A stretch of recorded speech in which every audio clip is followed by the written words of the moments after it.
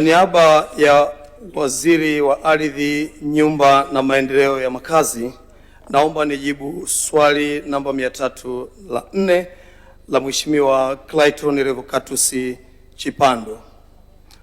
Mheshimiwa Mwenyekiti, migogoro ya ardhi ni changamoto inayowakabili wananchi wengi nchini wakiwemo wa mkoa wa Kigoma.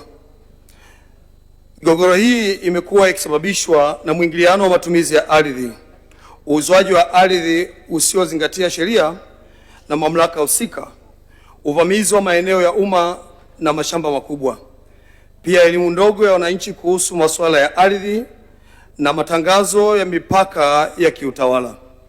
Mheshimiwa Mwenyekiti, Wizara ya Ardhi, Nyumba na Maendeleo ya Makazi kwa kushirikiana na mamlaka nyingine za kiserikali imeendelea kutatua migogoro hii kiutawala kupitia ofisi za makamishna wa ardhi za mikoa, kliniki za ardhi zinazoendelea nchi nzima na vikao na mikutano ya viongozi.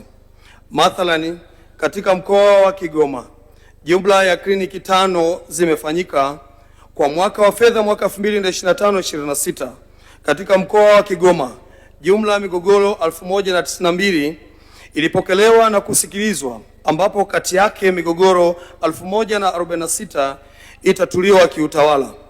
Migogoro 46 iliyobakia ipo kwenye hatua mbalimbali za utatuzi. Mheshimiwa Mwenyekiti, katika kushughulikia migogoro hiyo, serikali kwa kushirikiana na mamlaka ya mkoa wa Kigoma imeendelea kuweka mikakati inayolenga kuhakikisha migogoro ya ardhi iliyopo katika mkoa wa Kigoma na maeneo mengine nchini inapungua na hatimaye kumalizika kabisa.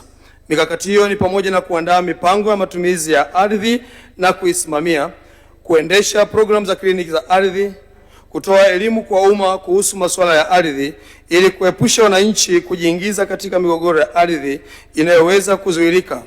Pia kuandaa rejista ya migogoro ili kuepusha ushirikiaji wa migogoro mmoja zaidi ya mara moja, na kusimamia nidhamu za watumishi wa sekta ya ardhi ili waweze kutekeleza majukumu yao kwa weledi. Mheshimiwa Mwenyekiti, naomba kuwasilisha.